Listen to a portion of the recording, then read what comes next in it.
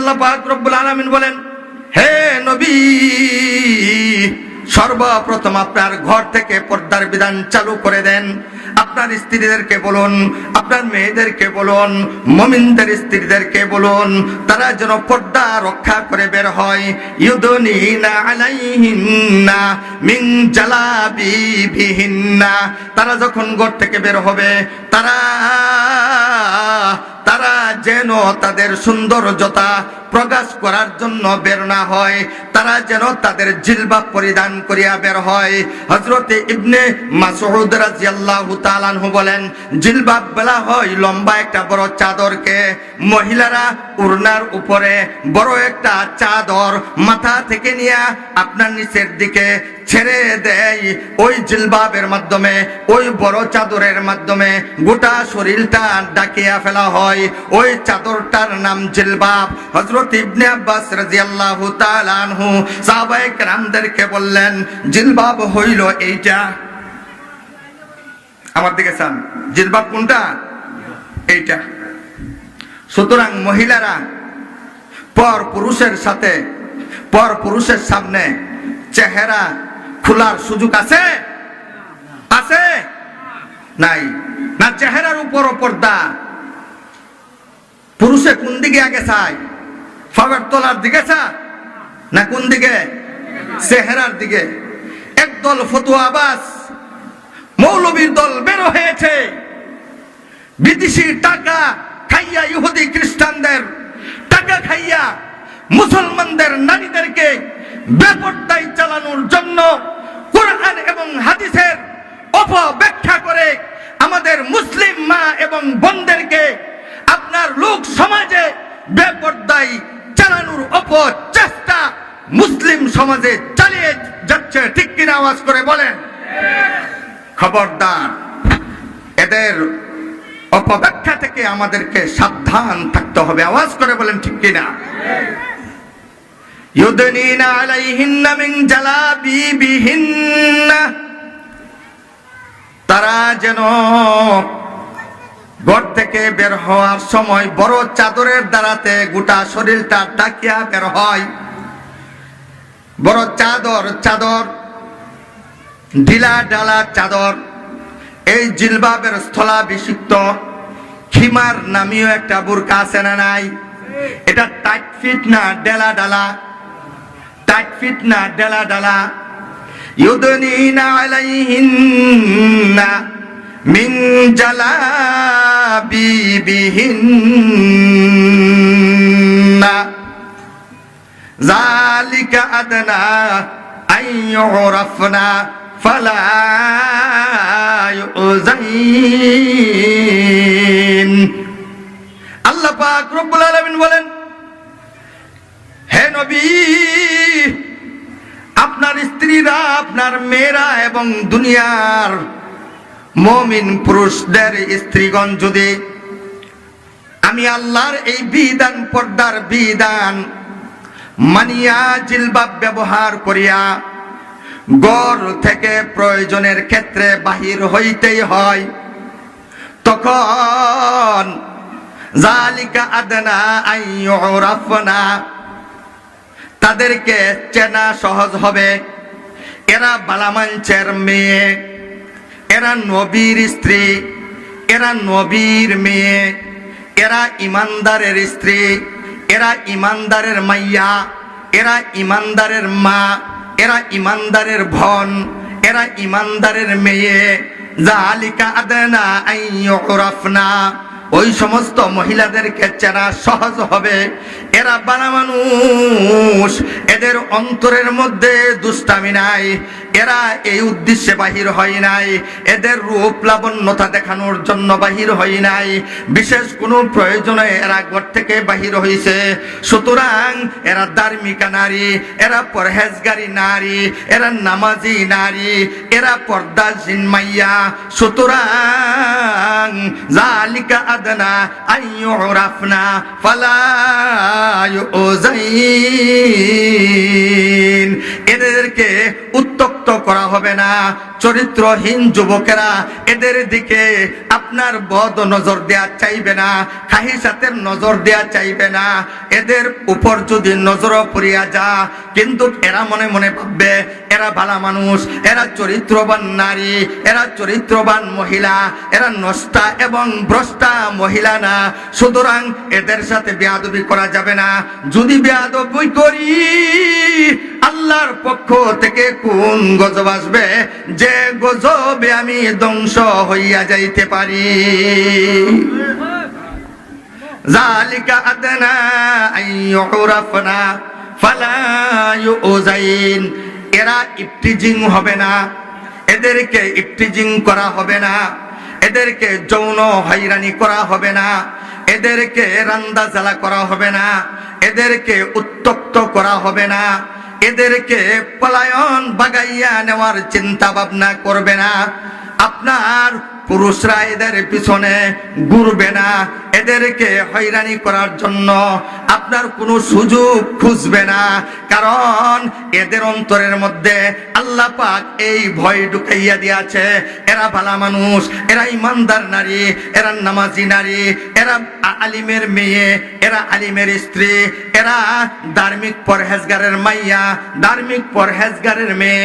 সুতরাং এদের সাথে বেয়াদবি করা যাবে না। যালিকা আদনা আইয়ুরাফনা ফালা ইউযাইন ওয়া কানাল্লাহু গাফুরার রহিমা। হে মহিলার দল, আল্লাহ বলেন এতদিন যদি পর্দার ওয়াজ কোনো আলিম না করিয়া থাকে, তুমি যদি পর্দার ওয়াজ না শুনিয়া থাকো রে মহিলারা, তাহলে এই মুহূর্তে যেহেতু তোমাদের মসজিদে আজকে পর্দার বয়ান আপনার আলোচনা করা হইতেছে, এই মুহূর্তে যেহেতু তোমরা পর্দার ওয়াজ শুনতেছো, আগে যদি তোমরা পর্দার ওয়াজ শোনো নাই, সুতরাং বেপর্দায় চলাফেরা করছো, এখন থেকে রে মহিলারা তুমি পূর্ণাঙ্গ রূপে নিয়ত করে নাও, আল্লাহ যতদিন আগে বেপর্দায় চলছি তুমি মাফ করে দাও। ওয়া কানাল্লাহু গাফুরার রহিমা। হে মহিলার দল, এই মুহূর্তে পর্দা করার নিয়ত করো। আগে যদিও তোমরা বেপর্দায় চলছো, এই বেপর্দামির গুনাহ আমি আল্লাহ এই মুহূর্তে মাফ করে দিলাম। সুবহানাল্লাহ বলে এই মুহূর্তে কি করলাম? মাফ করে দিলাম। মহিলাদের উপরে পর্দা ফরজ না, পুরুষরার উপরও পর্দা ফরজ। এখন আল্লাহ পাক রব্বুল আলামিন পুরুষদেরকে বলতেছেন মহিলারা বাহির হইতে পারে। হে পুরুষের দল, মহিলারা বাহির হইতে পারে। কুল লিল মুমিনিনা ইয়াগুদ্দু মিন আবসারিহিম ওয়া ইয়াহফাজু ফুরুজাহুম যালিকা আযকা লাহুম ইন্নাল্লাহা খাবীরুম বিমা ইয়াসনাউন।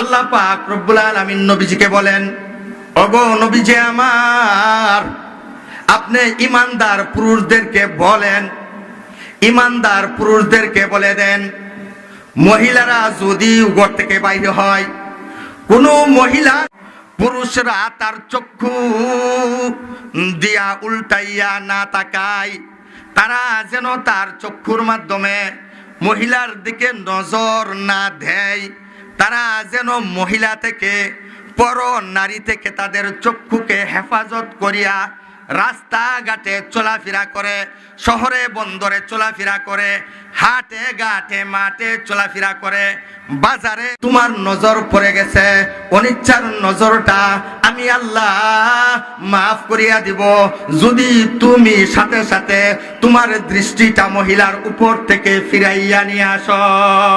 সুবহানাল্লাহ বলে। দ্বিতীয়বার আর নজর দেওয়া যাবে না। প্রথম নজর অনিচ্ছার নজর মাফ, দ্বিতীয়বার যদি নজর দেও যুবক, তাহলে মহিলার সৌন্দর্যতা দেখার জন্যই দিলা, সুতরাং তোমার চক্ষের গুনাহ হইয়া গেল। নাউজুবিল্লাহ বলবেন না? আল্লাহ বলেন, হো পুরুষ, তুমি চাইও না। মহিলা তার নিজের প্রয়োজনে বাহির হইতে পারে, স্বাভাবিক, তুমি চাইতে পারবা না। প্রথম নজর যদি পড়িয়া যা, সাথে সাথে নজরটা ফিরিয়ে আনো। 2 নাম্বার, চোখ যদি হেফাজত করো পুরুষের দল, তাহলে অটোমেটিক তোমার যৌনাঙ্গটা হেফাজত হইয়া যাবে, নিরাপত্তা থাকিয়া যাবে। সুতরাং চোখ হেফাজত করলে যৌবন এমনি হেফাজতের আওতায় চলে আসবে। মানুষ যত গুনাহ করে চোখের দ্বারাতেই করে। চোখ দিয়া দেখে, আপনার মুখ দিয়া কথা বলে, কান দিয়া শুনে, পাও দিয়া হাঁটিয়া যা, হাত দা জড়াইয়া ধরে, এরপরে উফরা উফরি উঠিয়া যা, হাসানা মিসাজ আওয়াজ করে বলেন জিনা জিনা। আল্লাহ বলেন, পর্দা যদি রক্ষা করিয়া চলো, তোমার জীবনকে এই পর্দা পবিত্রময় একটা জীবন বানাইয়া দিবে। জালিকা আজকা লাহুম, তোমার জীবনটা পবিত্রময় হইয়া যাবে। তোমার অন্তরটা পর্দার মাধ্যমে পবিত্র বানাইয়া দেওয়ার দায়িত্ব আমি আল্লাহর। তোমার জীবনটা পবিত্রময় করে দেওয়ার দায়িত্ব আমি আল্লাহর।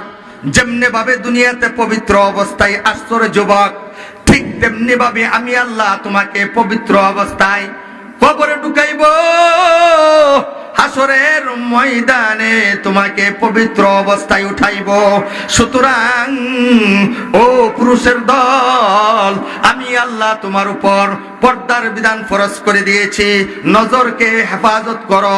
সরাসরি তাকাইবার বলে সুযোগ নাই। হুজুর সরাসরির কথা না বলছে না। তুমি যখন মোবাইল টানো, ছবি দেখা, যে মহিলাকে সরাসরি দেখা হারাম, সেই মহিলার ছবি দেখাও হারাম। সেই মহিলার তোমার দেবতা দেখাও, আকার আকৃতি দেখাও হারাম। মহিলাকে সরাসরি দেখা হারাম। মহিলার ফটো দেখাও জায়েজ আছে? বিলবুটে দেখা জায়েজ আছে? মোবাইলের ভিতরে দেখা জায়েজ আছে? ইন্টারনেটের মাধ্যমে মহিলাকে দেখা জায়েজ আছে? না, চক্ষুকে হেফাজত করো। মোবাইল যখন টানবা, মহিলা যখন আইবে, সাথে সাথে তুমি কি করো? ক্রস করিয়া চলে যাও। সুতরাং তুমি তো এই মহিলাকে দেখার জন্য টানছো না, টানতে গিয়া মহিলা চলে আসছে। সুতরাং যুবক, তুমি যদি ক্রস করিয়া চলিয়া যাও, এই দেখার মধ্যে আমি আল্লাহ তোমাকে গুনাহ দিব না। যদি তুমি এখানে অবস্থান করো, তাহলেই তোমাকে আমি আল্লাহ চোখের গুনাহ সাথে সাথে লিখে দিব। বলেন না নাউজুবিল্লাহ। জালিকা আযকা লাহুম ইন্নাল্লাহা খাবীরুম বিমা ইয়াসনাউন। তারপরে বলছেন, মানুষের সামনে চাইছো না। ও হুজুর, ও আলিম, ও ইমাম, ও মুসল্লি, 10 জনের সামনে মেয়ে একটা যাইতেছে, চাইছো না। কিন্তু আসলে তুমি যখন একলা হও আর মেয়ে যা, তখন বুঝি তুমি চাও। যদিও দুনিয়ার কেউ দেখে না। জালিকা আযকা লাহুম ইন্নাল্লাহা খাবীরুম বিমা ইয়াসনাউন। আমি আল্লাহ জানি তুমি চাইছো, দুনিয়ার কেউ না দেখলেও, নাও যদি দেখে, দুনিয়ার কেউ দেখলো না, আমি আল্লাহ জানি তুমি চাইছো। সুতরাং তোমার চোখের মধ্যে আমি গলিত সীসা হাসরের ময়দানে ডালিয়া দিব। নাউজুবিল্লাহ। গলিত সীসা কি করব? ডালিয়া দিব। কাদেরকে? ওই সমস্ত পুরুষদেরকে, বেপর্দা পুরুষদেরকে। এখন আল্লাহ পাক রব্বুল আলামিন বলেন নারীদেরকে। আলোচনা কিন্তু অনেক সময় আরো অনেক পুরুষ মাহরাম, গায়রে মাহরাম নারীরা আছে। সূরা নিসার মধ্যে আল্লাহ পাক রব্বুল আলামিন বলেন, মহিলারা 14 প্রকারের মহিলাকে পুরুষ বিবাহ করা হারাম, এদেরকে দেখা জায়েজ। 14 প্রকারের মহিলাকে বিবাহ করা হারাম। ওই 14 প্রকার মহিলাকে দেখা একজন পুরুষের জন্য কি হালাল? কি হালাল? যাদেরকে দেখা বিবাহ করা জায়েজ, তাদেরকে আপনার খাহিসাতের নজর দেয়া দেখা হারাম। সূরা নিসার মধ্যে আল্লাহ পাক রব্বুল আলামিন বলে দিয়েছেন 14 প্রকার মহিলা। লম্বা অনেক সময় হয়ে যাবে, দূরের মেহমান আমার বোধহয় সময় শেষ নাকি? সময়ও শেষ। এরপরে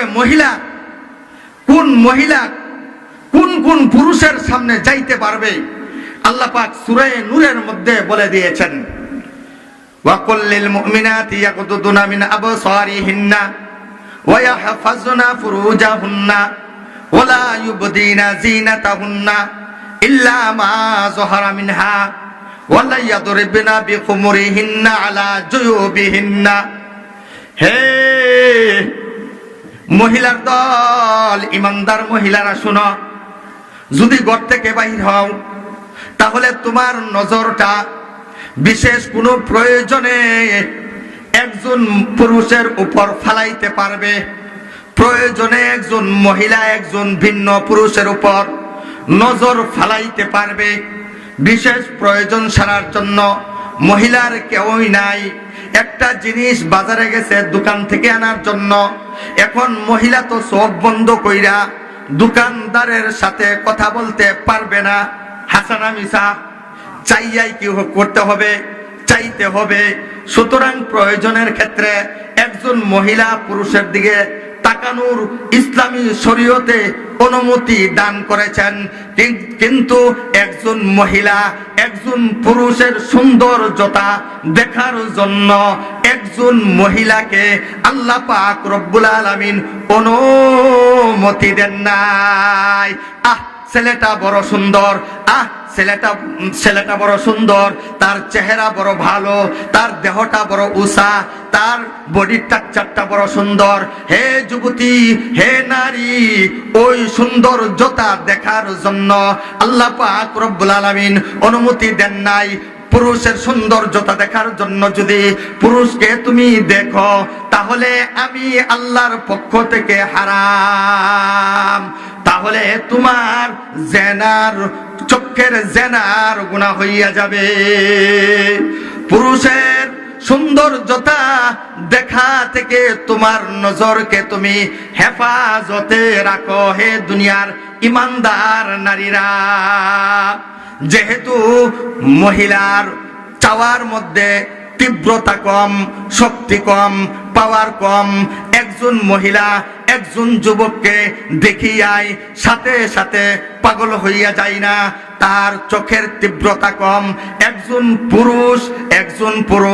একজন মহিলা যদি তাকে মহিলাকে দেখা তার পছন্দ হইয়া যা, ওই পুরুষটা ওই যুবকটা কুত্তার মতন ওই মহিলার পিছনে ঘুরে ঘুরে বেড়ায়। ঠিক কি আওয়াজ করে বলে?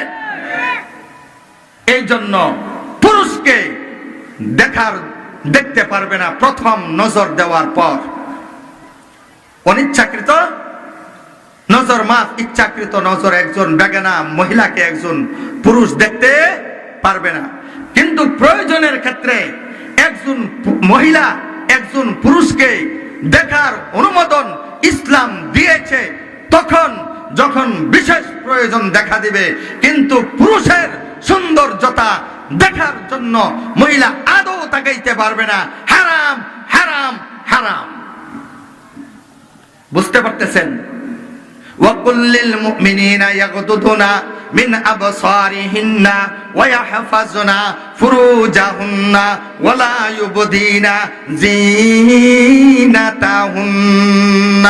হে মহিলার দল, তোমরা যদি বিশেষ কোনো প্রয়োজনে ঘর থেকে বাহির হওয়াই লাগে, তখন তোমরা তোমাদের সৌন্দর্যতা প্রদর্শন করার জন্য বাহির হইবে না, দিন শিক্ষা করার জন্য বাহির হইবে, ইসলাম শিক্ষা করার জন্য বাহির হইবে, তোমার জ্ঞান বিকাশ করার জন্য, বৈধ শিক্ষা অর্জন করার জন্য তুমি বাহির হইতে পারো। বিশেষ কোনো প্রয়োজনে তুমি বাহির হইতে পারো। ইসলাম অনুমোদন দিয়েছেন প্রয়োজনে মহিলা তার জীবিকা নির্বাহ করার জন্য অন্যের অধীনে চাকরি করার অনুমোদনও ইসলাম দিয়েছে। কোন মহিলা, যে মহিলার আর কোনো ব্যবস্থাপনা নাই, তার ভাই নাই তাকে পালবে, তার ছেলে নাই তাকে পালবে, তার বাবা নাই তাকে পালবে, তার তার স্বামী নাই তাকে পালবে, তার আত্মীয় স্বজন নাই তাকে পালবে, তাকে কে খাওয়াবে? সুতরাং শালীনতা রক্ষা করে ইসলামের 100 ভাগের 100 ভাগ পর্দা মানিয়া ওই মহিলা তার প্রয়োজন জীবিকা নির্বাহ করার জন্য সে ব্যবসা করতে পারবে, সে বাণিজ্য করতে পারবে, সে চাকরি নকরি করতে পারবে। কিন্তু ওই মহিলা আর 40 মাইলের অধিক সফর করিয়া সে মানুষের কাজে গিয়া কাজে যাইতে পারবে না, বিদেশে সফর করতে পারবে না, সৌদি আরবে মহিলা কাজের উদ্দেশ্যে যাইতে পারবে না, আপনার ওমানে যাইতে পারবে না, আপনার বিভিন্ন রাষ্ট্রের মধ্যে যাইতে পারবে না। একজন মহিলার উপর মাহরাম ব্যতীত হজ ফরজ না। আওয়াজ করে বলেন ঠিক কিনা?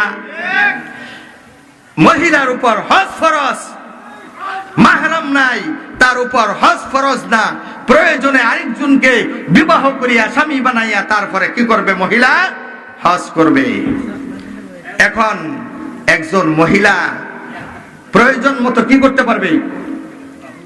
চাকরি করতে পারবে। কিন্তু যদি সব কিছুর ব্যবস্থা টাকা জমাইবার জন্য, টাকা মাল কামাইয়ের জন্য, মহিলা আপনার ব্যাংক ব্যালেন্স করার জন্য, টাকা পয়সা বাড়ানোর জন্য, এমনি তার প্রয়োজনের কোনো প্রয়োজন নাই, অভাব নাই, অনটন নাই, ইসলাম এমন মহিলাকে চাকরি নকরি অপর পুরুষের অধীনে থাইকা চাকরি করার অনুমোদন ইসলাম আদৌ দেন নাই। কারণ এই অফিস, চেয়ারম্যান সাহেবের অফিস, মন্ত্রী সাহেবের অফিস ওই মহিলাদের জন্য নিরাপদ না, দারোগা সাহেবের অফিস এই মহিলার জন্য নিরাপদ না, ওসি সাহেবের অফিস মহিলার জন্য নিরাপদ না। ওই মহিলার সম্মান, ইজ্জত, আদর্শ, সতীত্ব রক্ষা করার জন্য আল্লাহ পাক রব্বুল আলামিন মহিলার জন্য সবচাইতে নিজস্ব ঘর। বলেন সুবহানাল্লাহ। আল্লাহ পাক রব্বুল আলামিন আমাদের সবাইকে যেন এই সংক্ষিপ্ত আলোচনা করার উপর আমল করার পুরুষদেরকেও দান করেন, আমাদের পর্দানিসীন মা ও বোনদেরকেও পূর্ণাঙ্গ 100 ভাগের 100 ভাগ পর্দা রক্ষা করিয়া চলার তৌফিক দান করেন। সকলেই বলেন আমিন। ওয়া আখিরু দাওয়ানা আলহামদুলিল্লাহি রাব্বিল আলামিন।